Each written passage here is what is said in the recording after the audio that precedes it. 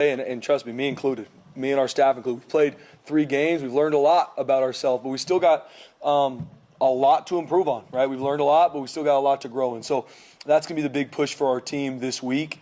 But talking about the game on Saturday night, man, proud of our team battling. You know, I met with our leadership group here earlier today and talking about that. I always ask them, what do we learn? What do we learn? That's my first question after every game. What do we learn?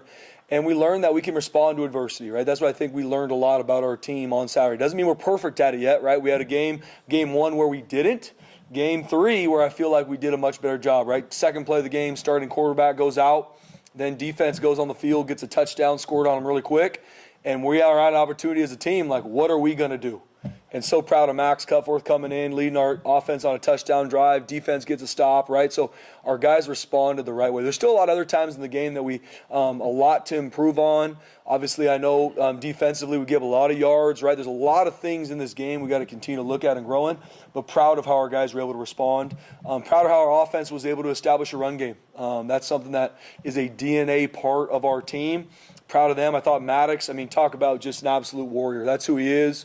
Wrapped his leg up, found a way to play this game because he's a tough competitor and he loves his team. It ain't about what's best for Maddox. It's about what's best for the team, and that showed on Saturday. Proud of our guys stepping up. I thought our O-line tight ends did a really good job. It was awesome to get Matt Lauder that touchdown on his birthday, which is really cool. We got Matt Lauder and Matt Wagner, same birthday on the same day, which is crazy. So I found that out on the game like this. Wow, how did I miss this last season?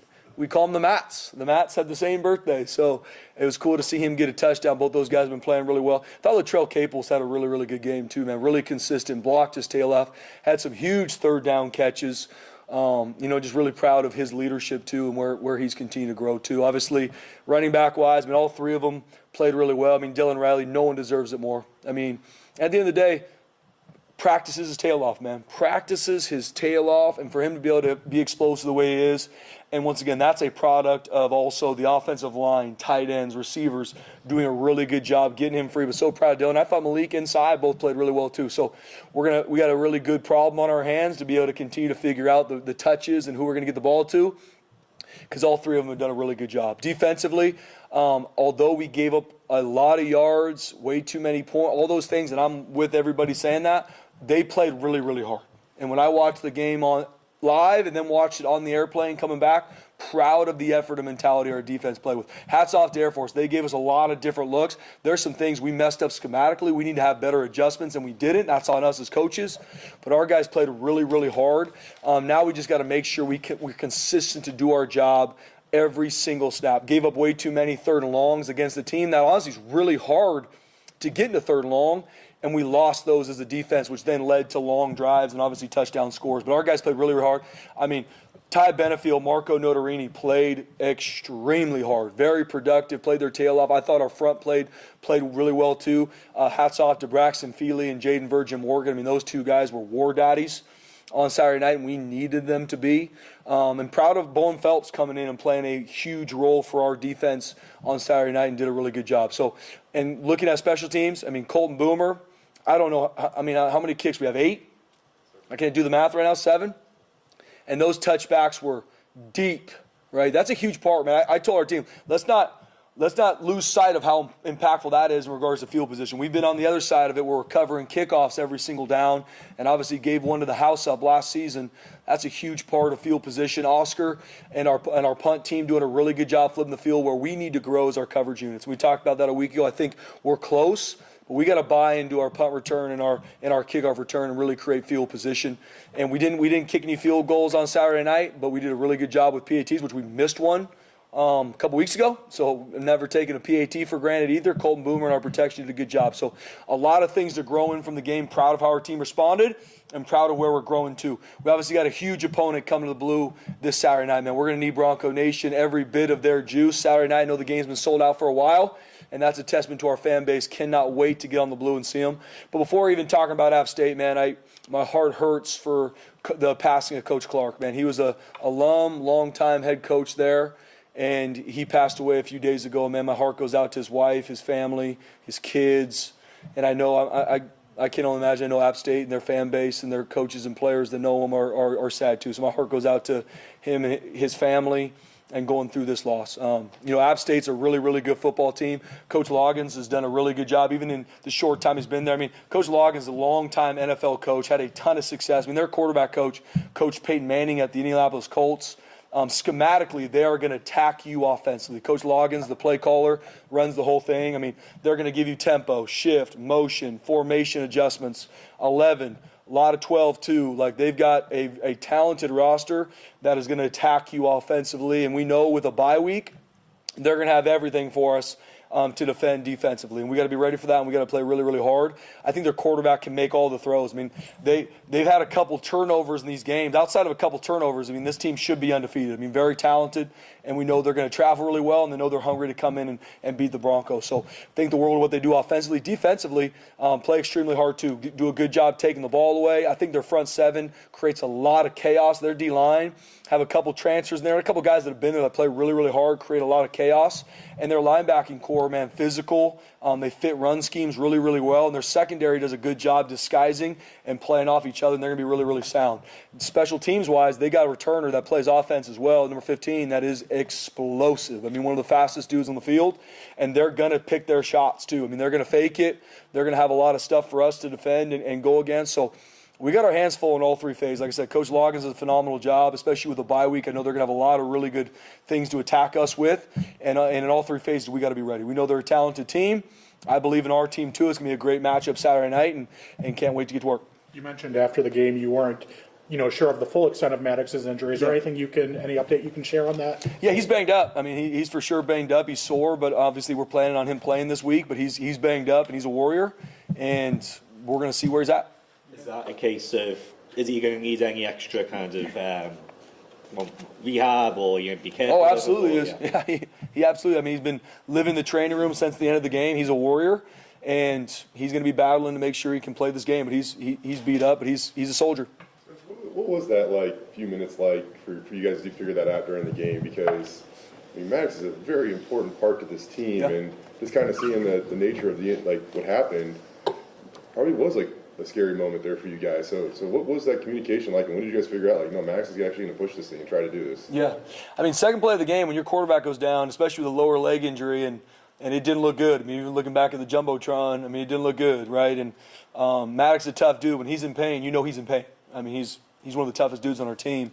And, I mean, it was a very interesting moment for our team, because even as the head coach, trying to make sure that I keep our guys focused, but they love Maddox too. I mean, Maddox is a guy, not only because he's the starting quarterback and he's a really good player, he's a phenomenal teammate. So when he's in pain, you better believe the whole rest of his teammates are in pain and hurting for him, let alone just how's that going to affect our team on the field. Heart goes out to him going through that, right? So, and then when you go 3 and out, and then on the flip side, defense gives up a quick touchdown, and it's like, all right, Max, you're up. And I remember looking at Max before we took the field and just unflinching. He's like, I got it. That's exactly what I got it. When I'm called on, I got it. And we went out there and went on a great touchdown drive. I mean, he got smoked on a boot, popped right up, unflinched. I mean, I think that shows our fan base that we got a good backup quarterback. I think there's been a lot of question marks on if we do. I mean, we believe in Max. Obviously, I think Maddox is one of the best quarterbacks around. But I believe in our backup quarterback, and that's the reality of college football is everybody's got to be ready to carry the flag, from the quarterback to the backup D lineman to the backup receiver corner. And I was proud of Max doing that. But in that moment, those are those moments that you can talk about. You can say, hey, what if this happens? But you really don't know how your team's going to respond until they actually go through that fire. And I'm proud of how our team responded. And I think we can learn a lot from it. But those are those moments that, I'm not even going to lie to me. I mean, underneath my breath, I had some conversations with my Lord and Savior on that sideline. I can promise you that. He came back. It looked like he grabbed his helmet, and you guys still had the ball. When then he went back there and started running. I mean, was he trying to prove that he was good enough to go back in, or were you wanting to let Max finish that drive? Or? Yeah, we got a lot of protocols, BJ. Obviously, our training staff does a phenomenal job. Jeremy Bush and our entire training staff. So there's a lot of protocols that it ain't just when a player says I'm ready that we got to go through. And obviously for me, in game, going through it, I get told what happened, and then we'll keep you updated. And then right when the drive was over, I can't remember exactly when they told me that Maddox is going to be back up. I think we were on defense after the touchdown drive. But there's a lot of protocols we go through to make sure we're putting our players in a good spot. Pre-injury and post-injury, Maddox showed a lot of poise in the pocket and had great pocket presence. So what did you see just in that aspect from him? Yeah, he's a tough football player, man. I mean, you get hurt, go through that, and then take some time to get it wrapped up, get everything ready for your lower leg, and go back out there and still stay in the pocket and deliver big-time throws in a game that we were obviously in a huge battle with, which we knew was going to be the case. That's a testament to who he is as a competitor. What's the plan for the running back room? Yeah. And obviously, it's probably going to change week to week, game to game. But even inside that, what's the working plan? Yeah, great question, Prayer. I mean, we're still working on that right now. I mean, like I said, we so proud of what Dylan was able to do on Saturday night. Like I said, I think Malik and Sy did a really good job too. We got to continue to look at ways. Who's going to get the ball in situations? What do these reps look like? How are we going to rep them? I don't have that answer right now. It's a good problem to have, but we're going to work on that through Tuesday, Wednesday practice to see. We put a premium on what we do in practice. I mean, even Sy, we think the world of Sour Games. He wasn't able to practice. Was banged up, was able to starting Thursday, right, but got less reps than Dylan and Malik, so he got less reps in the game. And we put a premium on what you do in practice. So we're still working through it. Obviously, it's something that we're going to continue to look on to make sure that we're clear with our running backs to know who's getting the ball, and then obviously we're going to play the hot hand too. Will Sire, is he limited this week? No, he's ready to roll. He was ready to roll in the game. It's just didn't practice a lot, right? And so that's one of those things is when you got Dylan and Malik that practiced a lot and did a really good job, they're going to get the majority of the load. Now, he's 100% ready to roll. How much better was the line? Because it looked to me like when they broke the line, it looked like there were more holes this week than the previous two. Yeah, I mean, guys, we have a veteran offensive line that we'll hang our hat on, no question, right? I mean, we got to be more consistent. The biggest thing offensively is we gotta eliminate the sins, right? And we talked about that self-inflicted negatives. There's a drive where we have a false start holding penalty in a row. You can't win if we don't get those things fixed, right? So we got to clean that. And that's not just the O-line. We had a illegal formation on play. There's a lot of stuff discipline-wise we got to make sure we continue to fix. When guys play hard, that's going to happen sometimes, but we got to make sure we improve the self-inflicted negatives. But our offensive line, man, that's the heartbeat of our team.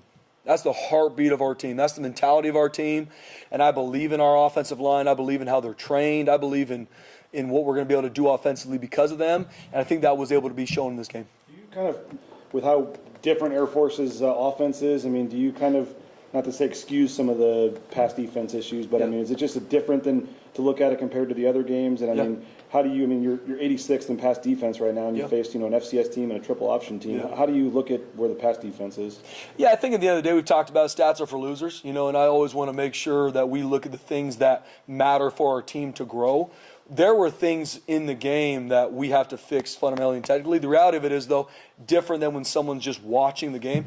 You got to play certain coverages to defend what we're seeing for a triple option, right? So you're not able to maybe have some adjustments or switch ups that you're needed. Now, there are multiple pass plays on Saturday night, BJ, that we did not execute correctly. So I'm not by any means taking away from the fact that being the 86th in pass is good. It's not.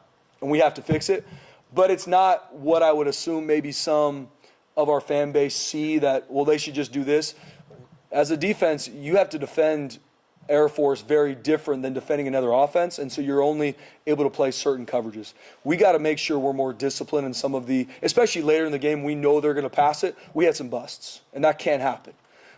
Early in the game, some of the things that we were able to lose, there's some schematic attacks that we got that we have to play better, but it's just the reality when you're playing a team that can run the ball the way they can. But looking at the bigger picture, Spencer, I mean, going back even to last year, we've asked you this question several times, and it's kind of a common theme. But what are you seeing in terms of looking at the big picture of this issue that keeps coming up or doesn't go away? Yeah. At the end of the day, and I agree with what you're saying, Pratt, I mean, you have things football-wise that you're always going to work to grow in, right? And when you have a team that is going to go against an Air Force that is going to run the football consistently, you have to find a way to stop the run, right? Which we did. And then there were some things that they showed us that we didn't fit great, and we were able to give explosive run plays. But for the DNA of what they did, we fit that really, really well. There's going to be some things in the back end that are going to be hard. Now, I'm not taking anything away from the fact that we have to grow our pass defense, guys. And yes, I said it last year, Mike. We said it in the offseason. We said it is not something that we do not know as a defense. Not only as the head coach, our defensive coordinator will say the same. Our defensive back coach will say the same. But there's always a lot more than meets the eye, and there's a lot more there than just stats. that does not, like I said, run away from the fact that there's a lot we need to improve on. I believe we have more than enough in regards to the players. We got to make sure we do our job consistently, and that is what we're going to really continue to work on this week. For me, it's all about it's all about us growing week to week, right? I mean, guys, there is a lot in all three phases. No different. I mean, you look at an offense that scored 49 points. There's a lot on film. We need to make sure we grow in offensively too, right? So just because of a stat doesn't mean that that's how we see if we've got it figured out or not, right? We give up 500 yards offense. There's some good stuff we did on defense, though. But there's still a lot that we need to fix. And I believe in our coaches. I believe in our players. We got to make sure that we can consistently do our job in the back end and in the front end to make sure we eliminate some of the explosive plays we got. And with the stats, though, I mean, App State comes in number 3 passing offense in America. What Come are you seeing on. there? No question. I mean, if I'm App State and I'm watching the Boise State Broncos, I'm thinking we're going to go feast, as they should, right? And then now it's our challenge as a defense, as an offense, as a special teams. We got to make sure we're ready. And that's the reality of college football. That's what you love about this game is come Saturday night, it ain't going to be, well, what about this? What about this? We have to go line up and play against one of the best passing offenses and, honestly, total yards wise, one of the best offenses in the nation. And that's going to be our challenge to our defense. Hey, this is where you're ranked. This is where they are. Put the ball down Saturday night. And that's what we got to work to get ready to play. Two of their games, they've had at least 50 passing attempts, too. I mean, what are you seeing from their passing attack? Yeah, like I said, I mean, Coach Loggins does a, and I don't say this lightly, this isn't just coach speech before we play somebody. Done a lot of research just on him and what he's one of the best I've seen that can schematically attack you from a coverage standpoint, right? So he's going to see coverages we play, and he's, especially with a bye week, he's going to have his answers to attack what we do coverage-wise. And we got to be ready. We got to play with great fundamentals and techniques. We got to make sure we have our adjustments too, which we will, and we got to be on the attack. And same thing. They're an elite passing team. They also do a really good job with their run game and RPOs and find ways to put you in conflict in 11 and 12. But then it's not just our DBs covering on Saturday night. We got to do a really good job with our front and making sure we get Swan off bounds. They just give up 62 yards a game on the ground, so what is their defense? Yeah. I like their front seven. I was talking to our coaches earlier. I really like their front seven. I mean, their D-line is disruptive.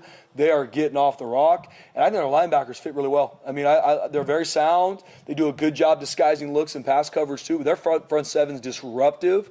And our O-line, tight ends, tailbacks, they got their work cut out for them. What do you see in Swan's mechanics? Yeah. I mean, he's got an NFL arm. I mean, he can make all the throws, either RPO. There's some design runs for him, which he can take off and gain first downs for 100%. But he can make all the throws. I mean, he's got a big-time arm, and he puts that on film. I mean, he's got a really good group of receivers, too, and a good group of tight ends to throw the ball to. But he's one of those guys that he can make the throw from the far hash wherever he's got to get it to. So we got to do a really good job with our coverage. Three games in, like your guys' approach to nickel has been different, like in all 3 games. Yeah. And Mickey plays 1 snap the first game, a ton of them second game, doesn't play third game. Bowen, I think he played every defensive snap last game. How does that work? And how does it show your guys' versatility, I guess, at that position? Yeah. Each week it's our job as coaches in all 3 phases to see how are we going to use our personnel the best, offensively, defensively, special teams.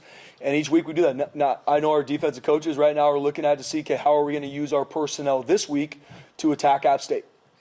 And I mean, Jaden Mickey is a guy that I got a lot of respect for. I mean, he goes from playing, to your point, a ton of snaps against Eastern Washington, started the game, earned it. Then he goes play in the Air Force where he doesn't play 1. But when he goes on special teams, he's still working his tail off. That shows that he cares about the team.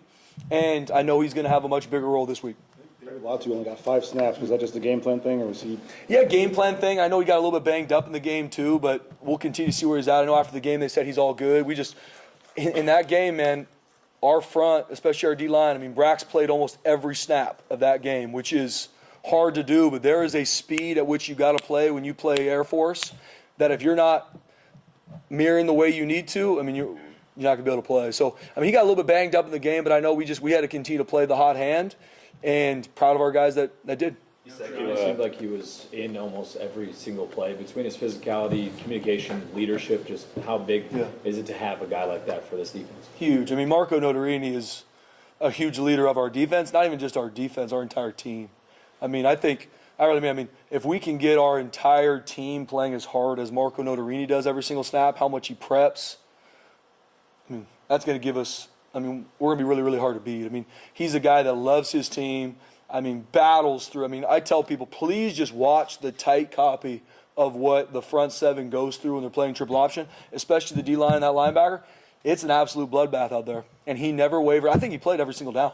And that's Marco, man. Loves the team. I mean, him, like I said, Ty Benefield, relentless on Saturday night. Wasn't perfect, but, man, flying around, playing with doubt. We need to continue to build. And I think we did take a step in that defensively. Speaking of Ty, some of those hits, just how excited did that make the sidelines? Oh, fired up. But, I mean, you guys kind of, I mean, how does Ty Benefield practice? Elite. That's what I tell you. Like, Marco Notarini, how does Marco practice? Elite. Like, it's not Jaden Virgin Morgan. Watch him practice. Braxton Feely. And that's my testament to our team. There's going to be, just as you go through a season, with guys that want a bigger role, practice like that. I talked to NFL scouts about Ty Benefield. I'm like, guys, just watch him practice. And every time after practice, they're like, Coach, that dude practices at a different level. Absolutely does.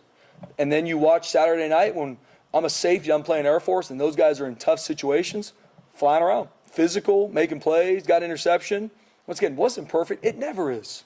But you solve everything with how hard you play and the mentality you play with. And that shows with Ty Benefield. You said to look at the reaction of everybody when Dylan scores. Yeah. Sorry to bring up the guy that wore 2 last year, but I do think one of his best superpowers is how much everybody on the team loved him. Yep. How do you earn that, and how much does it mean? Because it seems like Dylan has that. Yeah. I mean, it takes time. It takes a team that consistently watches you, Jay, and sees what you're about, right? And I think that obviously happened with Ashton, right, where guys saw, yeah, this guy's got a lot of hype, but he's also the one where no one's going to outwork him on Tuesday, Wednesday practice. So that built the trust, and not even just in practice. Talk about the offseason too, right? I think what Dylan's been able to do, he's only a true sophomore, right? What he was able to do as a true freshman, how he was able to work this offseason, and then go through the horrific time of losing his father and still come back in the summertime, train, run decks, never miss a day of fall camp. His team was like, oh, yeah, that's one of our dudes. We got his back. And so when he scored, he's a team guy. And I can say the same for Saturday Gaines. I can say the same for Malik Sherrod. Like, our guys see what they do and how they're all in. And so when they score, you can't wait to celebrate with them because they know you love them, they love you. And that's what I talked to our team Friday night about, was the foundation of Boise State is the brotherhood. Every person I've ever talked to that's an alum of this football program says, what makes Boise State different is the brotherhood. Not the facilities, the blue field, the other, like, it's that. And that's what Dylan Riley shows, Sarah Gaines, Malik Sherrod, some of the other guys we've been talking about, is they pour into this foundation, which is the team. What do you make of the new helmets for this week? Yeah, it took me a while painting them, BJ. I was homeschooled, so I can do that kind of stuff, but no, I mean, I think it's awesome, man. I mean, when we showed it to the team, I don't know, Coach showed them a couple weeks ago, they got fired up, which for me, anything to get our players having some fun and getting fired up gets me excited. But I think they're awesome. I mean, especially just a testament to the state, which we really believe that the blue is the front door to this state. I think it's awesome. I know a bunch of our players are going to want them. I'm sure a bunch of supporters are going to want them. And I'm also fired up that we're in all blue. How familiar were you with Armando Villarreal's work before all this? Not at all. Yeah, not at all. But whatever he's done to date, he's done a phenomenal job with this helmet. And I get asked, like, I had nothing to do with this helmet. I'll make sure everybody's clear. They showed it to me, and I said, that looks cool. And then I moved on, right? I got a lot of great staff that do a lot of amazing things so we can focus on what we're doing. And that was a phenomenal idea. But I can take absolutely zero credit for any of it. The 208 logo, too, with the Bronco in the middle, Yes. You like that? Awesome. No, when they first showed it, even looking at the pictures, it was awesome. And then when I saw it in real time, when they were able to give us an actual replica of it, I mean, that's one of the – I'm going to go on a limb and say it's the best helmet in college football. And I don't know if a lot of people will debate that with me. They can. You can email Jeremiah Dickey at boisestate.edu, but it's big time. Did you guys switch to taking Mondays off? No, we Sundays. Oh. Yep. Today's a work day for us. Yep. It's Sundays for our players are off. Yep. Same as last season. I mean, is Dylan Riley, is he RB1 now? Maybe not to the effect that the guy was last year, but there was a clear order with the backfield last year. Yeah. Has Dylan Riley kind of separated himself? Like he's the focal point of this offense? Yeah, Jen, I mean, similar to what Prater said, I mean, we're still working through that. I mean, guys, like I said, I cannot be more proud of what Dylan Riley was able to do on Saturday night, and that was earned and deserved.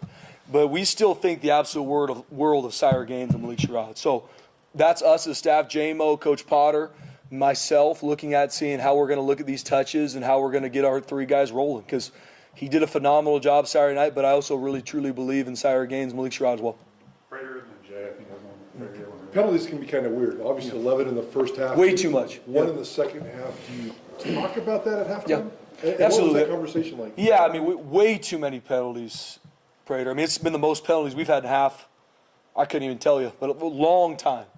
And just like anything, we got to fix them. Especially the ones that we have to make sure are the pre-snap penalties, right? The false starts, some of those things like can't happen. Some of them are bang bang that we got to teach better, right? Roughing the passer or not. Like those are things we got to make sure we teach. But our guys are playing hard. I'm not ever really overly frustrated with those. We got to teach it and make sure they don't happen. But the pre-snap penalties are the ones that kill you. And obviously the personal fouls. We didn't really have any true personal fouls that show a complete lack of discipline like we've had game one. But way too many penalties, man. We're playing behind the sticks. We're giving up first downs defensively. So it's a point of emphasis. We've talked as a team, and we had a long talk as a staff to make sure that doesn't happen again. Spencer, been here a while. There was at one point in time you guys had to beg students to almost come to the game and fill out that student section, and you guys have sold out the student section within an hour. All the tickets were claimed for the second straight home game. What does that mean for you guys? I mean, I'm very open. I mean, I really, truly believe, and I know App State's going to try to put this to the test always, which as they should. I believe we have the best fan base in the nation. I mean, I talk to a lot of head coaches that are in the off season. Yeah, man, we're working our tail off to hopefully get people out and get the students excited. And I'm like, I don't think about that 1 second. I know the second that ball gets put down on the blue, that place will be rocking. Our students will be there loud. They'll stay there. I mean, I am so thankful for Bronco Nation, our students, and our fan base. I mean, I really believe it's the greatest fan base in the country. Sean, I think you had one. You good? Anyone else? Cool. Thank you. Thanks, guys. Actually, Spencer, I do have a question for you. Yep. What's a war daddy? What? It's a great question. Really good football player that can't be stopped. Where that come from? I never know. That's a good question. I've always wanted to know. Yeah. I just think it sounds cool. Yeah, I think it sounds cool too. I think Harsh hit me on the word daddy one time. Is it like a military? I want to be cool with the word daddy one time. I'll fetch him into an arsenal one day for Yeah, that's right. Yeah, that does sound like something Harsher would have said. I think it was a military. Yeah. Well, you notice, like, the best thing you can rely on is the ear. He's 1740, so we won't. All good? Yep. All right, fire away. Apparently, I guess Maddox playing hurt, just how impressive were you with the way he played through that? Yeah, I think he showed his toughness and who he is and his commitment to the team, playing hurt like that, coming back in, not skipping a beat. That says a lot about who he is and his character and what he brings to our football team. What was going through your mind, that drive where he was in the locker room, you're not exactly sure what the status of his is?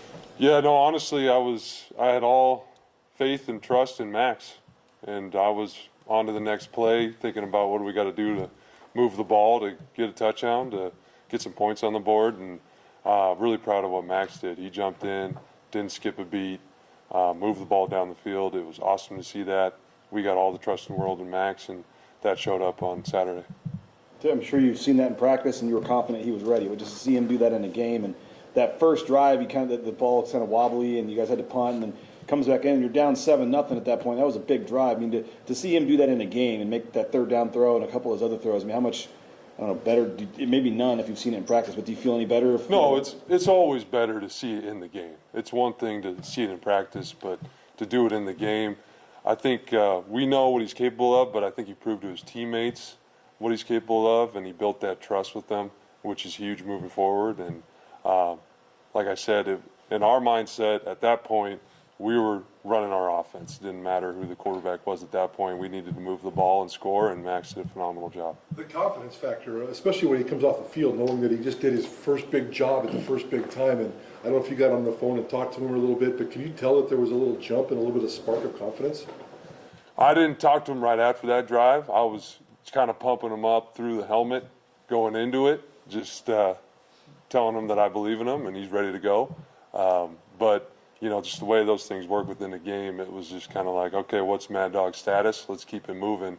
But extremely proud of him. What did you learn about Dylan Riley in the game on Saturday? That he is who I thought he was and has been. I mean, he's been practicing that way for a while now.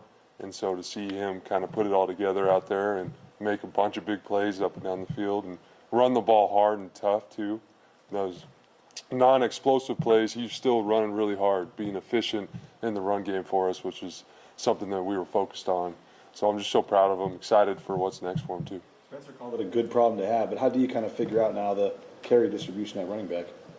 I think, again, it goes back to maximizing their skill sets, figuring out how we can get them involved, how we can utilize what they do best. That's still the primary thought. Coach Montgomery does such a good job with those guys throughout the week, getting them prepared, but also having a plan going into the game as far as what it looks like. That is always flexible, depending on, obviously, health, depending on how they're playing, depending on who's got the hot hand. That's always subject to change, but it's a good problem to have, as Coach D said. Where do you see, especially with Dylan, Malik, and Sire, you said you're trying to find out what they do best situations. I guess right now, what do you think for each of them their best use is? I think right now, that's a great question. I think Cy is still a very physical runner. He still brings a lot of value in a lot of areas. I mean, Dylan is proving that he can do a lot of everything and then has the big play ability. And I think I've really appreciated Malik's growth these first 3 games. He's gotten better and better and better, and I think we know what he provides out in space as a returner, catching the football. So there's a lot of things there, and it's really just my job to make sure those guys are getting those opportunities to show what they're capable of. Just this offense in general, I mean, Eastern Washington, you had 300 passing, 300 rushing. You almost did it again the other night. I think they said it was the first time in like 6 years you guys have had back-to-back 500-yard games. I mean, how just the flow you guys are in offensively, passing the ball, running the ball, I mean, how do you feel right now? Yeah, it's all about balance. Honestly, that's the goal of our offense, is to be balanced. And we knew we had to improve in a lot of areas after week 1. And a big part of that was just our mentality and our physicality. And I think we are improving in those areas, and that showed up last game. But it's all about being consistent. When we're at our best, to your point, we're balanced. So the yardage should be right on par. And when our whole unit is playing with the right mentality, we can establish the run, and then we have a lot of things built off that. That's when we're at our best. But it's a new week, and it's a new challenge, and it's the goal is to stay consistent, which is difficult to do in the game of football. Tight end is such a big spot for running the football, and I don't think a lot of people can realize that, but Louder had such a big block on that big third down run from Riley, it basically sealed the game. So how proud are you of that group and just how they've been blocking? Yeah, very proud of that group. I mean, it goes unnoticed a lot of the time what they do in the run game and the physicality that they play with and the toughness that they're showing to do some of the things that I asked them to do. It takes a lot of courage, so really proud of that group. I think it provides such a huge advantage to our offense when you got multiple tight ends that are willing to block. And it's something that we got to continue to evolve with, get better with, but so proud of that group. First couple games, it felt like Chris and Ben were kind of the focus at receiver, but how nice was it to get Latrell involved in this last game? Yeah, it was great to get Latrell involved. I mean, he's a big part of what we do, and at the end of the day, we want to get multiple guys involved. That's kind of the philosophy and what we're looking for. We want a lot of different receivers to get touches. We want a lot of different tight ends to get the ball. So, again, when we're operating like we should as an offense, you're going to see a lot of guys get the ball, but Latrell deserves all those opportunities just because of the leader he is for our offense, for our team, and then it's good to see him kind of get those plays and make those plays. What can other guys in that room learn from his experience? That's a good question. I think a big part of it is how he does it every day, how he's willing to go in and block that safety all the time, no matter what, and what that comes with in the pass game and what the compliments come with that in the pass game, and bringing that right mentality every day, and good things are going to happen. Football always rewards you when you have that good work ethic and mentality. Some of the penalties offensively, what did you see from some of those? Yeah, the pre-snap penalties are still a problem for us. It's something that we have to fix. I have to fix. It's my responsibility.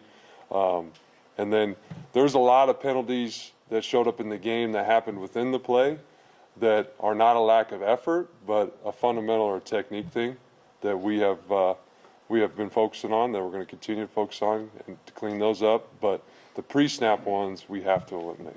That being said, I mean, you guys put yourself in some tricky third and long situations, but you got out of a number of them. What did you think of your resiliency in those moments and Max's ability to, push the ball downfield on a couple of those? Yeah, I think it's just responding to the, moving on to the next play, being able to respond. Obviously, we can't live in that world. You don't want to be doing that every game. We try to prepare for those moments. If they do come up, we're ready for them, but we got to clean up the penalties because we don't want to be in those long situations anymore. But I think it says a lot about the group and their ability to move on to the next play and attack it as it's coming and not dwelling on what just happened. Like Maddox, and I think it really seems like he holds on to the ball too long. Like against Air Force, he seemed to he's getting it out pretty quick when he needed to. I don't know, how good is he at that? And even I know there was one bad throw that, you guys were back in third and long and he throws a pick in the end zone, but for the most part too, when he misses, he misses where he's probably not going to get in a lot of harm's way at times, at least against Air Force. Yeah, I think, that's been ongoing focus for us with him, is just making those good decisions consistently, getting rid of the ball consistently. He's got a good internal clock. He's got a good feel for the game. I was proud of just his overall accuracy and how he was confident he was ripping the ball. I mean, that's all we want to see. When he does throw an interception, which is really rare, you're like, okay, well, what happened on that play? It's even more rare to see Maddox throw an interception in the end zone, the interception that happened. Was that a miscommunication somewhere? It looked like on the TV copy, Madsen and Zach Hill were having a pretty serious conversation regarding kind of where people were supposed to be. Could you break that down for us, Nate? Yeah, I think a big part of that, honestly, that's my fault, my responsibility. That whole sequence of what happened, it was a good learning experience for our players, but that's ultimately my fault. I didn't feel like I put him in a position to have enough answers to execute. He was forcing something there at the end, which was avoidable, and that starts with me, and the communication come from me to Zach, to him. So that's really what it boils down to. How many times have you seen Cage Casey's block on that 75-yard screen? Just the times that I've watched the game. He played a great game overall. He really did. He was confident. He had great energy throughout the game. He was dominant, and that's the Cage that we know and love. And I'm excited for him to do that kind of game after game. But yeah, those are the ones you live for as an O-lineman. Those are the ones you never forget right there. That's pretty cool. Drew mentioned this to us last week, but having played here, having been an edge here, he takes a little more pride in certain things he says. So, I mean, you played that position here. You went to the NFL and stuff like that. To see him doing that at your position, like, I don't know, do you relate to him any differently at all or anything like that? I don't relate to Cage. No, I never did that. I could never run like that or block in space or any of those things. So, no, I'm just always excited to see, an O-lineman play at a high level, because I just love watching good football. And so to see him continue to get better and grow and then make those plays in those situations, I mean, that's just what you want to see as a coach, and then obviously as an alum and former lineman, it's fun to watch. You talk about the penalties and stuff. I think going back to last year, he has one penalty. Going back to last year, just his. And when you think O-line, usually you only talk about him when they're doing something wrong. I mean, just he kind of, I guess not quietly anymore with some of those blocks, but I mean, he just kind of does his job and doesn't give up sacks and doesn't take penalties and just kind of does everything the right way. Yeah, and that's really the mentality of an O-lineman. It's no news is good news, right? You don't want to be talked about. If you are, it's usually in a negative way, because that's the reality of the position. So he's a great example of kind of what we talked about before, the fundamentals and technique. And when you do those things consistently, you can play clean, but still do it with the mentality. And so I think he's been doing a great job with that. What do you see from the App State defense? Oh, man, I see a lot. They're really good. I mean, their defensive coordinator is an alum there, former linebacker. He's a linebacker coach as well, and you can tell by the way their linebackers play. We're into it right now, but it's a challenge just like every week. We got to start fresh, and it's another great defense coming in. I feel like every week we're kind of seeing similar style of defense and mentality, and so it's going to be a good challenge for us. You got two of the best tight ends, maybe the two best tight ends in the Mountain West. They're both named Matt. Apparently, they both have the same birthday. Same birthday, yeah. So what'd you do to celebrate that the other day? It was morning of the game when we really celebrated. So we just had our normal tight end breakfast and celebrated with a little French toast, but nothing crazy. But it's pretty cool that Matt and Matt have the same birthday. How close are those guys? I mean, they room together on the road. The younger one is like obviously really starting to prove himself as a playmaker and stuff like that in the passing game. But like, how close are those guys? I think the whole room's pretty close. That's what makes it pretty special. It's a tight-knit group, whether, Louder, who's a senior, or if it's a freshman that just came in. They're all really close, and that's kind of just their personalities. There's low ego, and they're fun to be around. And, Matt and Matt have gotten close by being roommates on the road, by being together, by being in the trenches so much, but the whole room collectively is pretty close. Well, thanks, Coach. Awesome. Thanks, Coach. Thanks, Coach.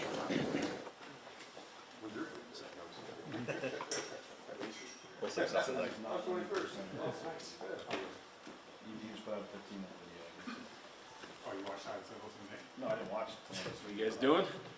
Oh, yeah. We got a lot of shit to get done. Let's get this thing rolling. Let's not put that on the news, kids. Wasn't recorded. Where is fixing the pass defense on that list? Yeah, I think there's definitely, obviously, clearly things to fix back there, but it's a much different agenda. You're playing the triple option. There's way different situations going on. Not that there wasn't things that could have been cleaned up with eye control, with technique, with fundamentals, all those kind of things from the Air Force game, but we're talking about a much different situation now where today, obviously, in my opinion, fixing not just in the pass defense, but everything that's accumulated over the last 3 weeks. This week is about, we have to have a great game plan, number one. Number two, it's got to be simple but not easy. And what I mean by that is it's not like we're not going to do anything, but it's got to be things like, when we get lined up in formations, here's the call, here's the tool, there's where your eyes are at, play ball. I think, a mistake that I've probably made in the last few weeks is chasing every play, trying to give them an answer on every single play. And, you just can't do that. You've got to have, sound rules and let your guys get lined up and communicate and play the call and let's roll.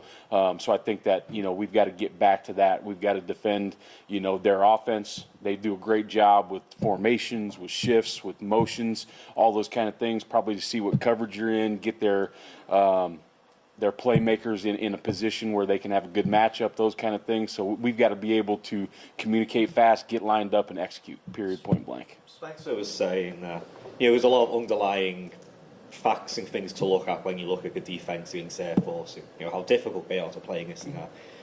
I guess from a scale from 1 to 10, how happy were you with the defense's performance against Air Force?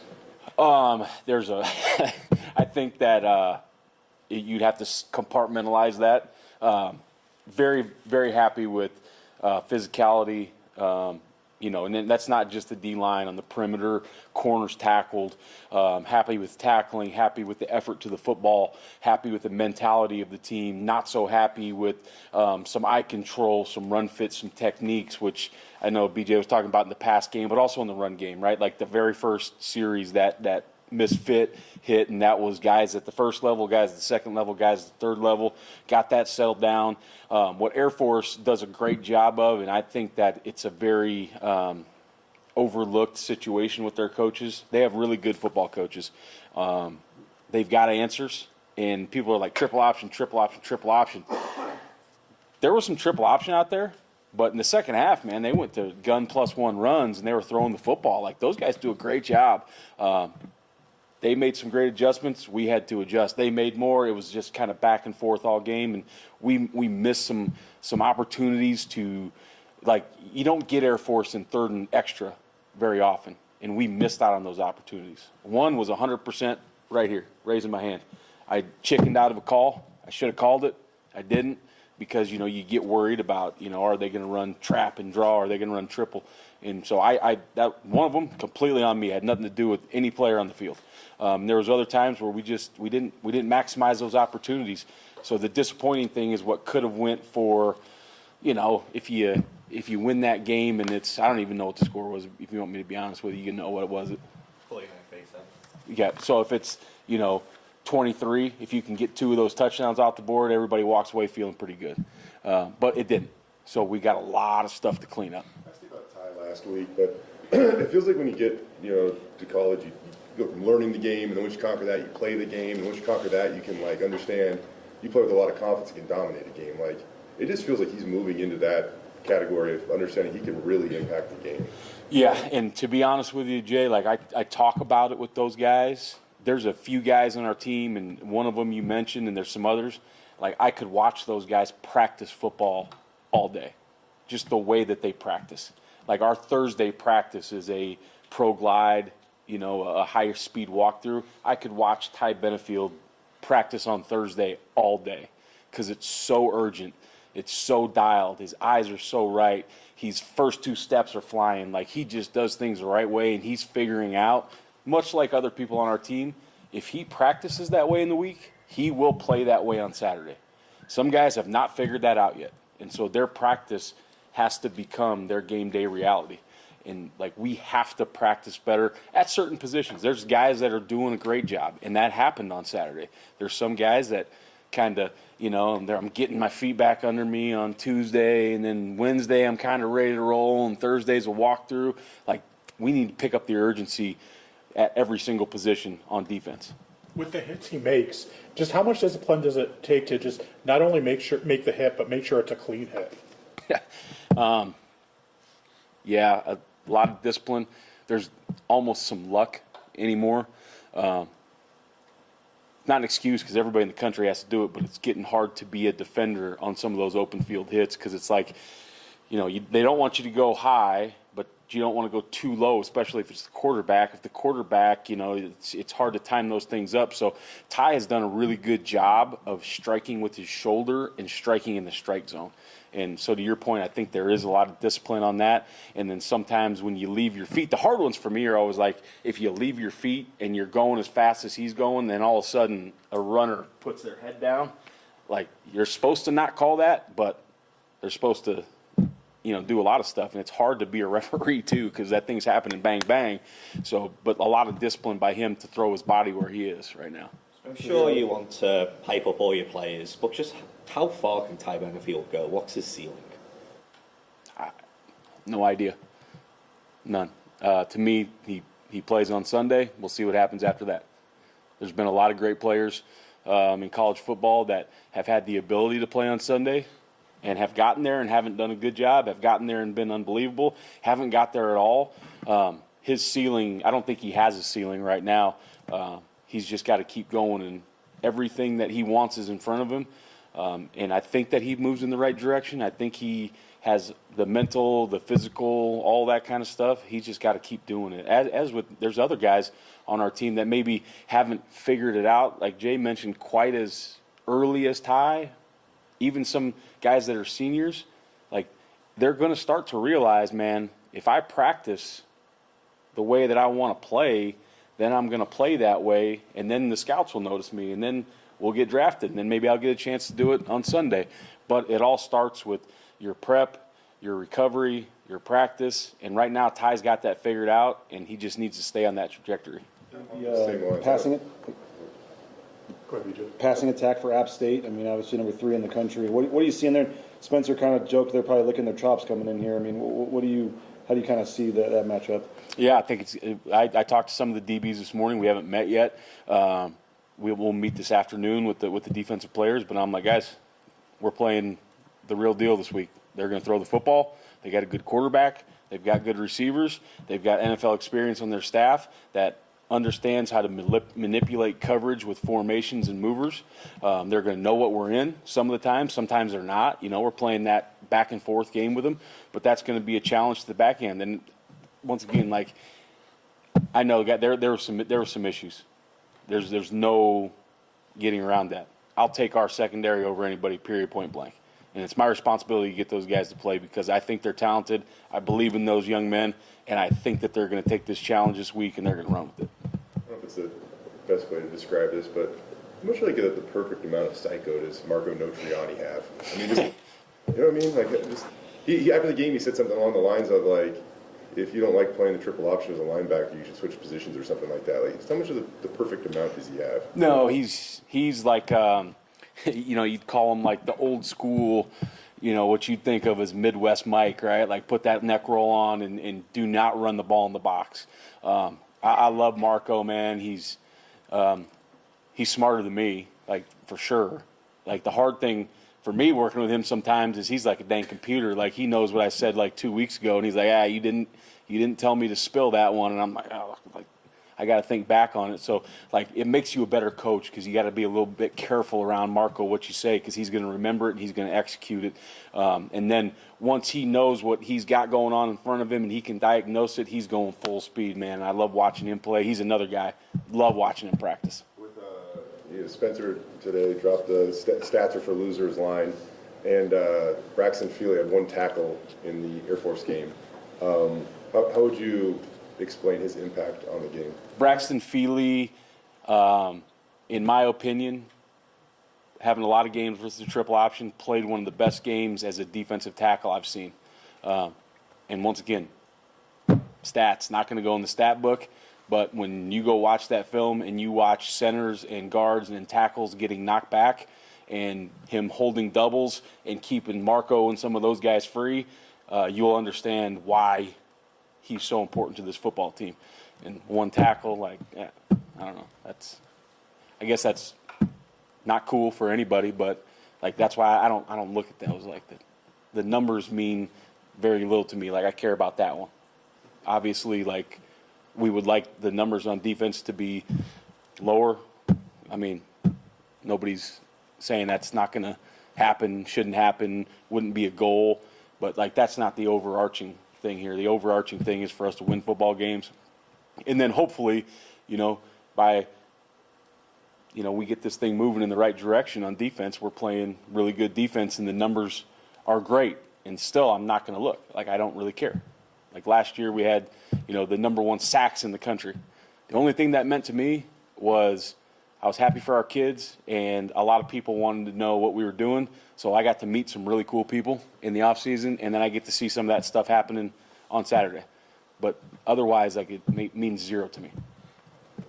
Coolest person you met? What's that? Coolest person you met in that process? Oh man, there was actually a lot of people, like a lot of coaches. Not I don't want to say because I don't want people to know that scheme and stuff, but a lot of coaches that reached out that I didn't ever know or didn't know anyone at their program and got a chance to Zoom or meet in person. You know, just people from programs across the country got to pick their brain on some things too. So it was really cool. Anything else? Thanks, guys. All right, thank you guys. Thanks, Coach.